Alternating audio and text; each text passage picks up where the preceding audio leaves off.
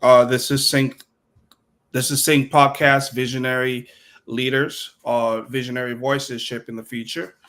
We want to welcome to our show, and this is a live show. It's our first one, so want to welcome Dr. Williams to our show. Today we'll be discussing building equitable bridges, transforming public procurement around the company Amalgamation. So Amalgamation the word speaks for itself. It is a unique context, doctor. So thank you for that.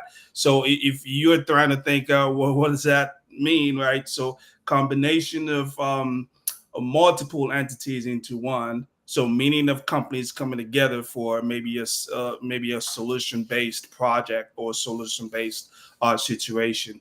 So welcome, Dr. Williams. Again, subscribe to our channels if you're watching on YouTube now. Thank you as well. With back to you, Dr. Williams. So, what would you say? The origin of your story. Can you let us know what led you to start the amalgamation and what challenges small business face in government contracting today? Yeah, absolutely. And thank you so much for having me here today to share my story.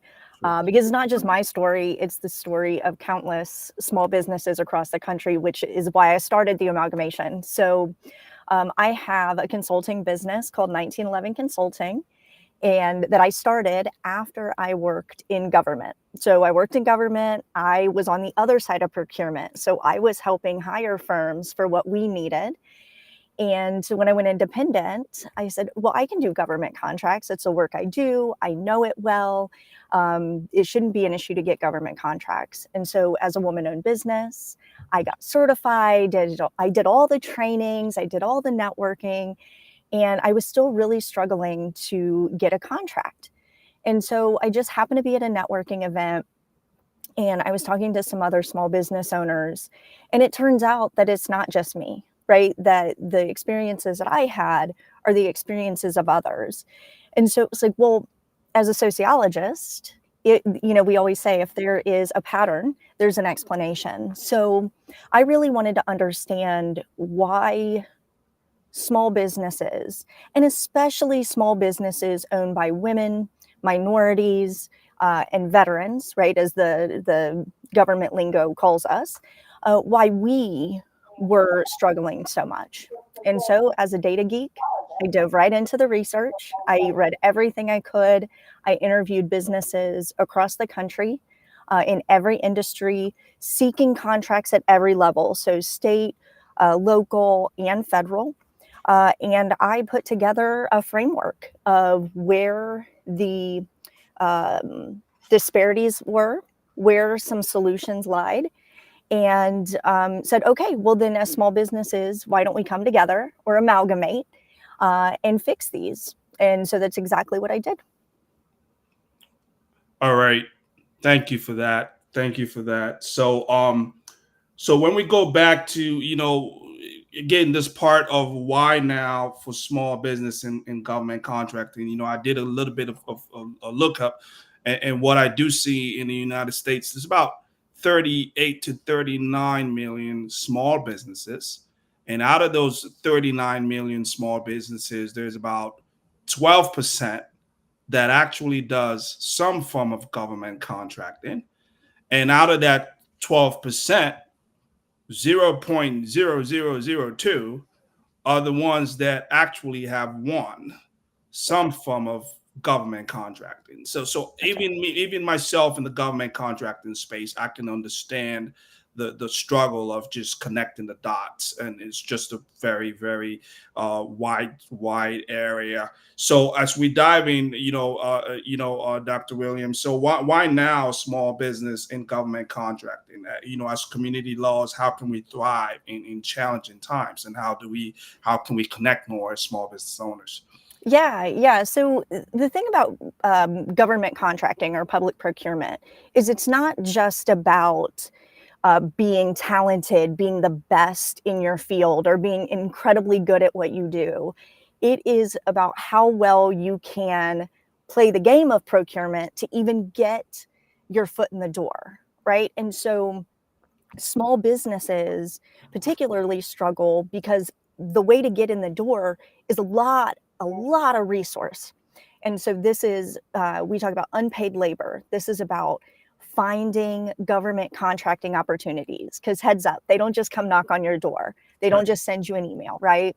And so it's about being able to find those. But if you're a small business, for example, wanting to do bidding at the state or local level, which is more suitable for the size of your company, there is no free aggregated database. Like sam.gov is a free aggregated database for federal opportunities. That doesn't exist for state and local opportunities. They're so fragmented. There are a lot of different places to find bids, and it becomes overwhelming. And then even if you find bids, how do I know it's a good bid for my company? Is the contract small enough that I can do it myself, or do I need to find people to team with? And if I need to do that, how do I build those connections? How do I write a strong proposal, right? How do I make the agency aware of my presence? The number one determining factor of getting a government contract is if you have a relationship with that agency. But there are rules about what you can and can't do, how you can engage them, when you can engage them. Knowing that as a small business, that's a lot of time, a lot of effort that you put in to something that's a big risk, as your numbers tell us, as disparity studies. And sorry, a disparity study basically tells us the chances of small businesses, particularly those owned by women, minorities, and veterans, to get government contracts compared to others. And these studies show us we do not get our quote unquote fair share, what we would be expected to get in the market. And this is true across the country, across industries, at every level of government. These disparities exist, right? And so when we think about why that occurs, it's because we don't have the same resources. So the amalgamation started as this idea 3 years ago of, okay, well, let's come together, share resources, and supplement what the government is already offering through programs like SCORE Mentors, the Small Business Administration, Disadvantaged Business Enterprise Program, etc. That's how we started. And we've built a coalition of over 500 people across the country working together to just fill in the gaps of what these programs haven't been able to do. Well, now those programs are disappearing. They're disappearing because they're being defunded, or they're losing a lot of funding, if not completely defunded. They're being challenged in court. Disadvantaged Business Enterprise Program just got a huge blow in terms of its ability to define who's disadvantaged. And so more so now than ever, we are losing resources as small businesses that can help us become competitive in government procurement.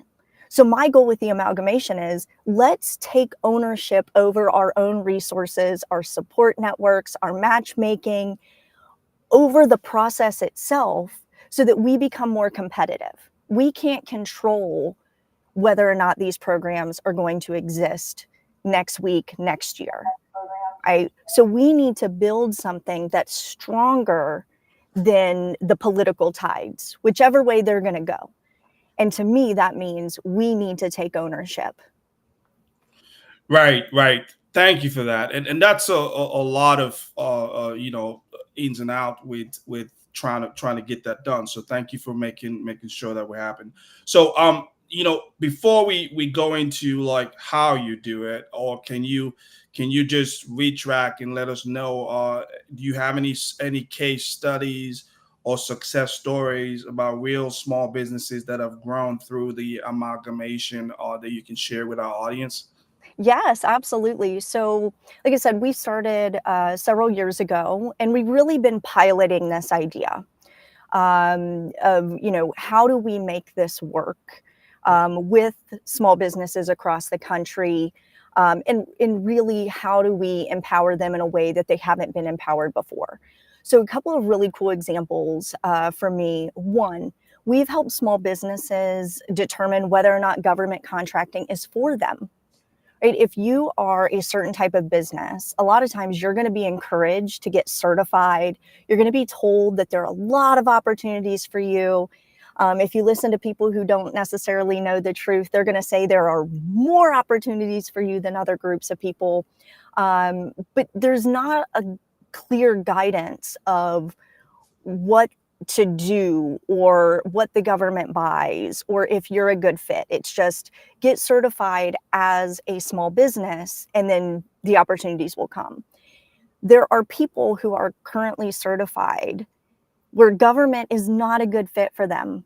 Right. And before they put all that time and effort, and by the way, money, sometimes you actually have to pay to bid on something through materials and things like that. Before they do any of that, we help them decide whether or not it's a good fit. And if it is, then we help them get to the next stage of, okay, let's find you some opportunities. If it's not, we help them find the market that's best for them and we help them pivot. Right. Another really cool thing that we've done is we've built a 100% DBE. So these are small businesses owned by women, minorities, and veterans. We built a team of 100% DBE businesses to go head to head against large firms. And we actually got a contract out in Arizona. And we have been able to not only get that contract, but the amalgamation holds the contract and does all of the administrative stuff so that the small businesses on that contract can focus on their work. But my favorite victory so far, yes, we got a contract. That's cool. We've gotten grants, right? We built this really cool network. But one of the goals that I've had with the amalgamation is to address what I call prime predatory behavior. As a small business, we're typically relegated to the role of a subcontractor, right? If you can find the right large firm to partner with, you may get some of the contract. Well, that makes you vulnerable because if you don't own the contract and someone else does, they get to determine a lot of the policies. They determine when you're paid. They can determine how much of the scope you actually get. So scope stealing, or when a prime partner takes what you're supposed to be doing or a lot of what you're supposed to be doing, that's scope stealing, right? And then they keep the money. One of my goals was to be able to confront this. And again, how do you confront predatory behavior? Well, you do it through collective action. So quick story. If you are a small business that has ever tried to work with a large firm or is certified, this has probably happened to you.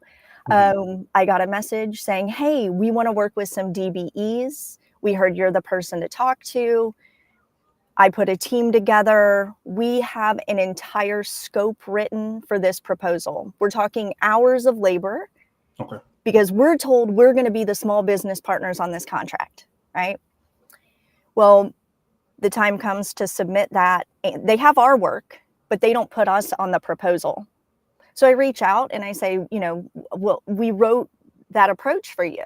He said, well, we went with somebody different. Now, usually you don't have any recourse here, right? You just shrug it off and you get mad and, you may hate the system for a second, but then you got to keep rolling. Well, I didn't do that. I sent them an invoice for the time that my team put into that proposal. And everyone told me I was crazy. They're like, they don't have to pay that. And legally they don't. But they did. Donald, they paid it. And you know why they paid it? Because they knew that we are part of a coalition and that word was going to get around and nobody was going to work with them in the future.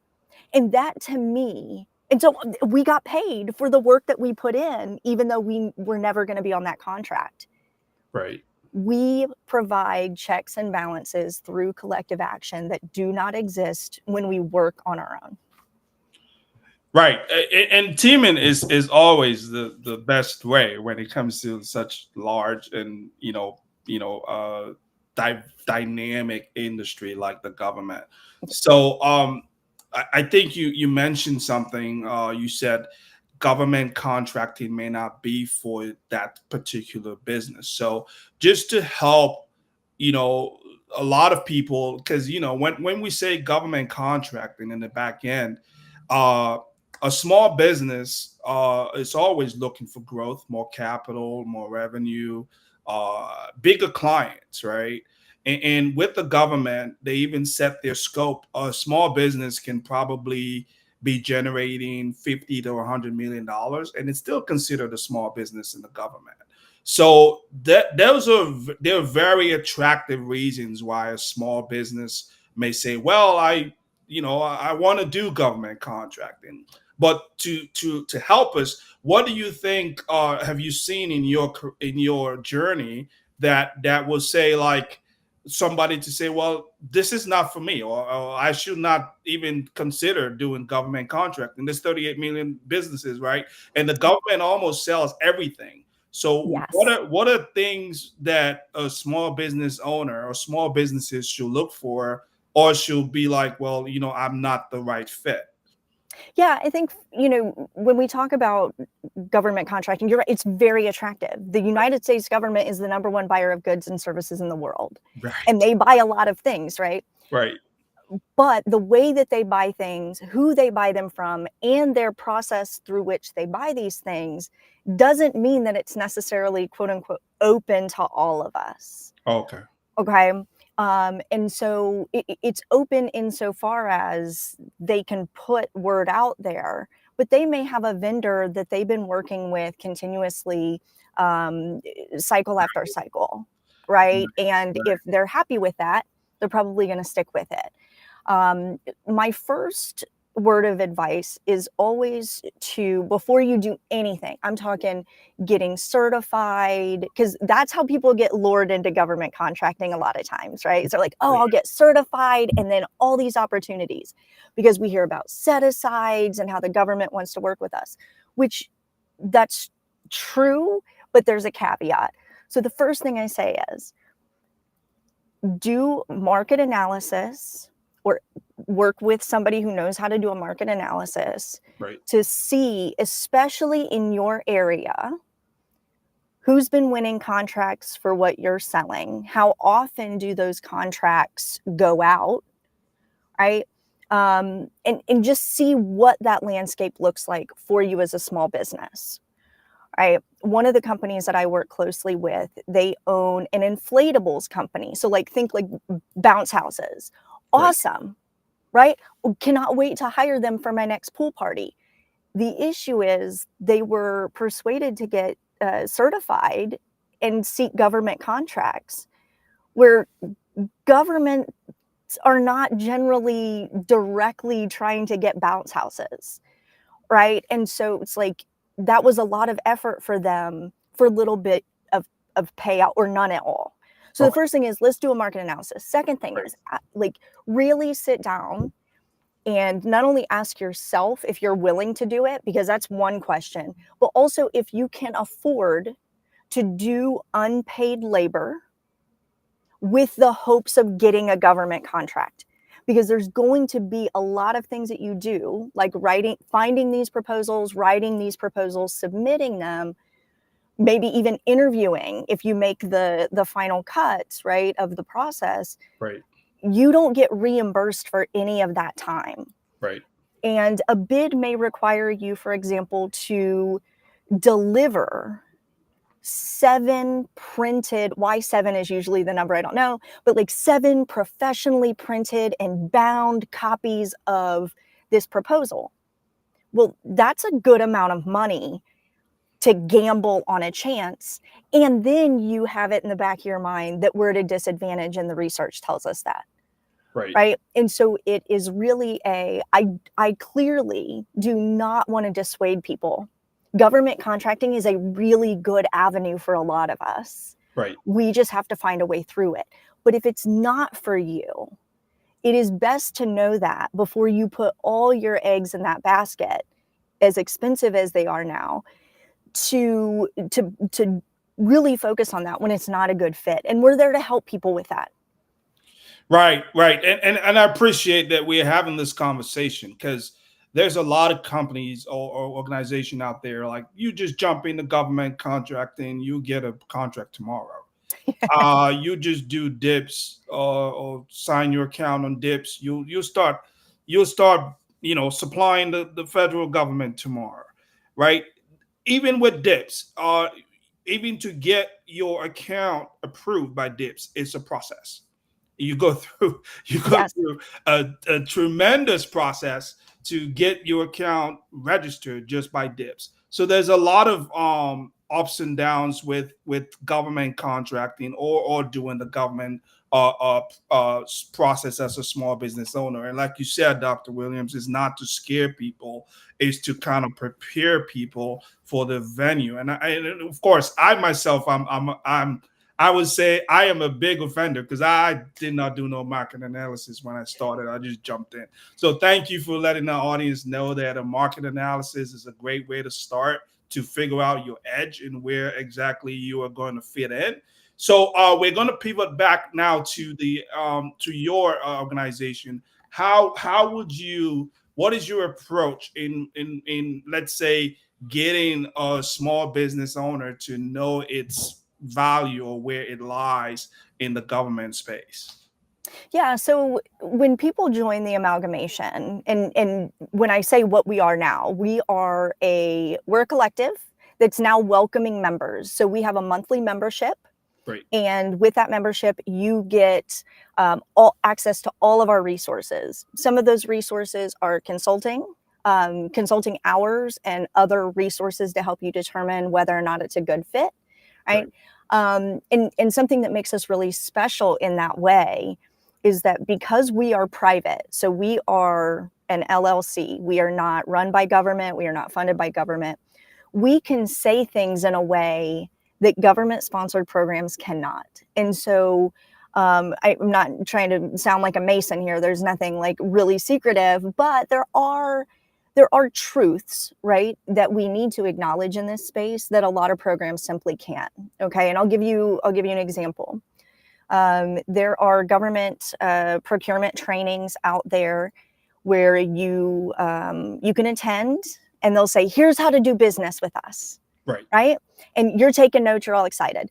The gist of most of these is going to be find a good fit opportunity, or an opportunity that is good for your business, that you can actually supply that good or service. Right. And then write a really good proposal.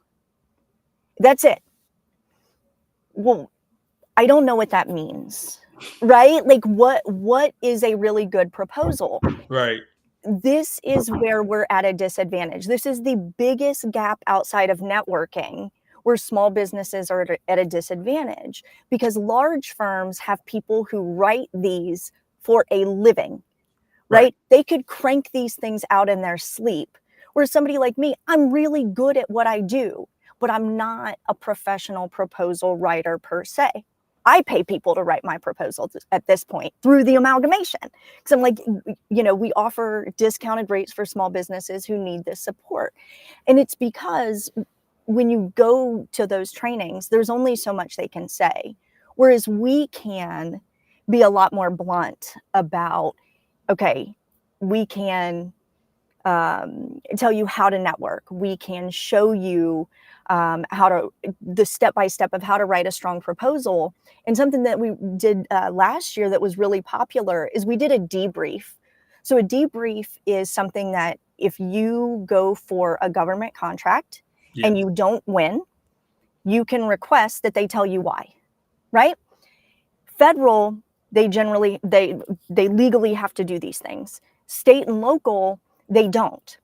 And so we actually brought in a team of professional proposal writers, the best of the best, and said, okay, here is a bid that we submitted. We did not win. Can you walk us through it? And we said, be as blunt as you can be. Every person who attended that webinar was like, I learned so much, because if I go somewhere else for support, they're just like, well, this was really strong, but maybe we could do this. Whereas the people we brought in are like, no, absolutely not. Never say this. Right? They said, I learned this. Never start a cover letter with, we are delighted to. Well, I always heard that's what you're supposed to do.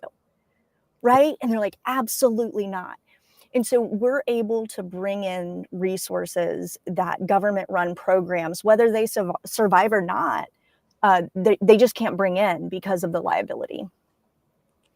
Right. So thank you for that process. So So can you give us probably a scope of your organization? How many members you have? What are your current goals in 2025? And how are things in this economy, right? Yeah. Because uh, as of right now, we know that DBE is.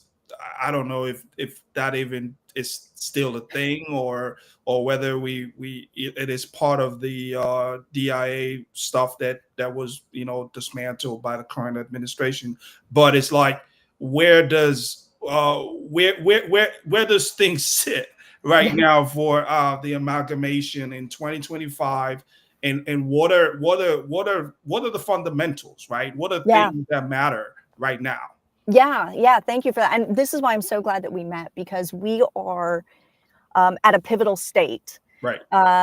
where, like I said, we've just been building this coalition over the past few years. And this has been like a passion project for me. It's something I do on the side of my consulting firm.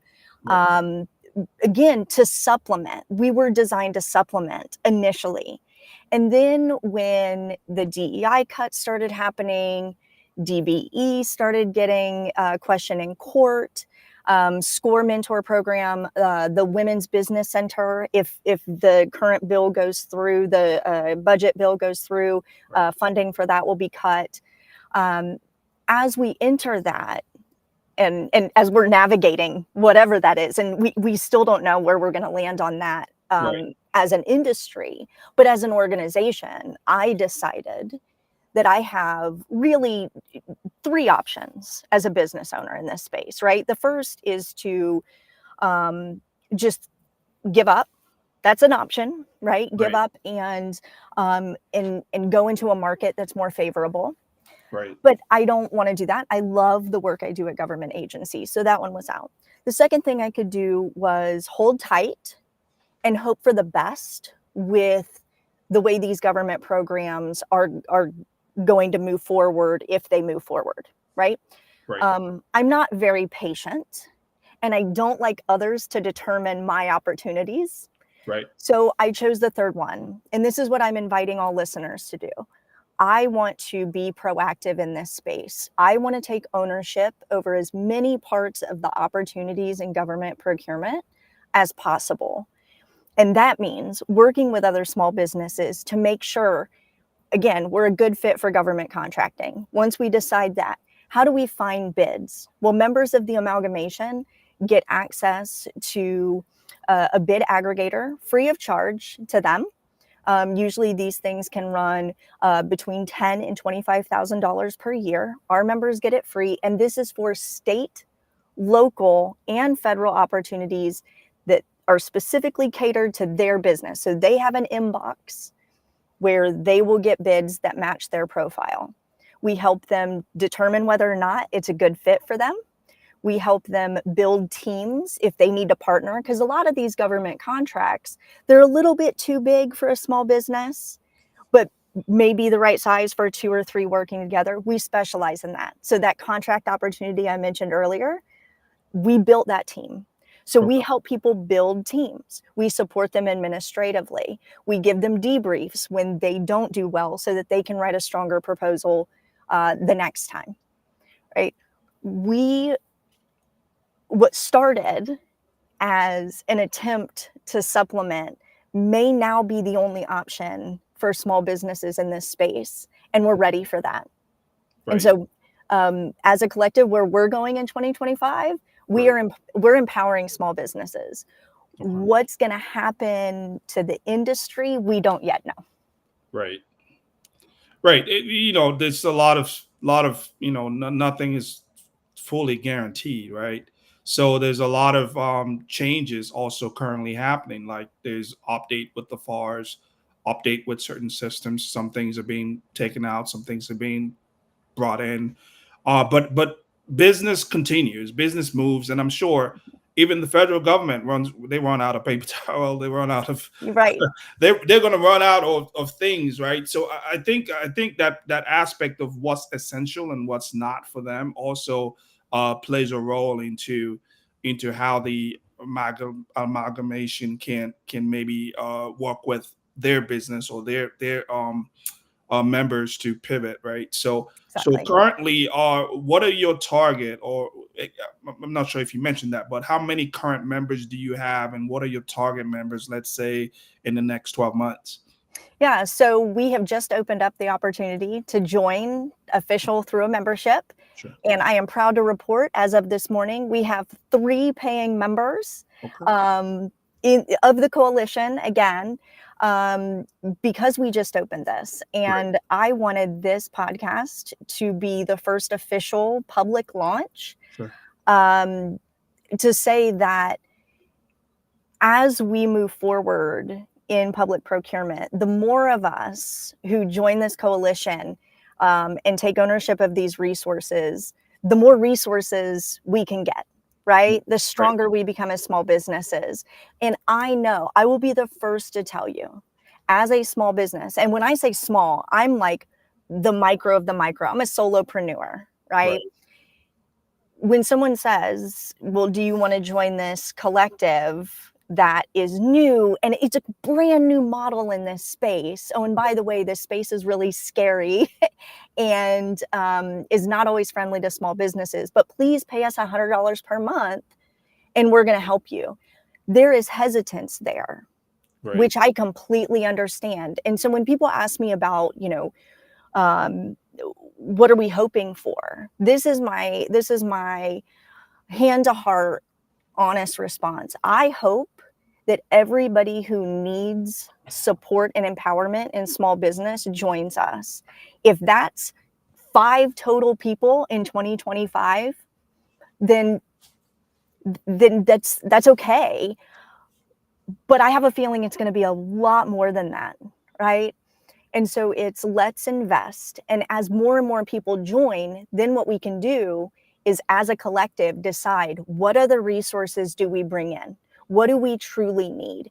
Do we need an in-house proposal writer that supports everybody in the amalgamation for a certain number of hours per month? Right. We don't know that yet, but that's the cool part, is that we as small businesses get to decide that together as we amalgamate. Great. So your organization is still in the formation step. So I'm sure I will definitely give you some feedback. The least amount of money you can spend on a proposal, it's not even $100 when you consider the engagement and everything you have to do. Right. Even my first proposal, I spent more than $100 and a lot more. So you can go a lot more, and I think there's some organizations out there that charges $13,000 to $15,000. Oh yeah, help you to write a proposal. You're not even at the submission yet. To help you write a proposal can run you between $10,000 to $15,000. And again, with the government, or working in the local, federal, and government space, there are millions and millions of dollars waiting, or they have budgets that they have to spend. Or if they don't spend it, they lose it. So it's a great area to be in, but you got to be in the right. You got to work with the right team and the right people and the right influence to get this to happen. So I want to say that your organization is definitely a great fit. I personally will also be taking a look into it. So as we are moving towards the end of this podcast, anything about the future that you probably want to again highlight, if because we're rounding up, anything about the future that you want to highlight for your for the amalgamation? Yeah. I think I want to say, to everybody listening, if you're a small business and you not only want support, but you want to feel empowered, you want to feel like even through this time of chaos, that you have some sense of control, or you just want somebody who understands what's happening and can empathize, you want to come to our socials and vent. Trust me, we do that a lot. And then we come up with solutions, right? If you're a small business, check us out. We're potentially a good fit for you.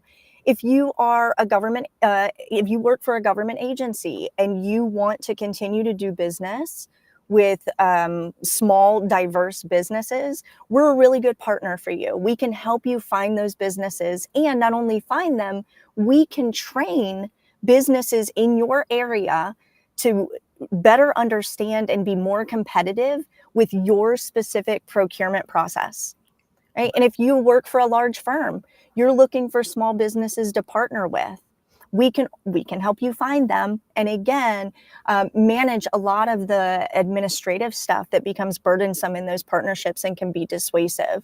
So we really are here to make procurement as competitive as possible. So it's not just the people who know how to play the game that win. It's the people who are incredibly talented and can produce what we need at a community level by being more competitive. Right. So again, can you share your contacts?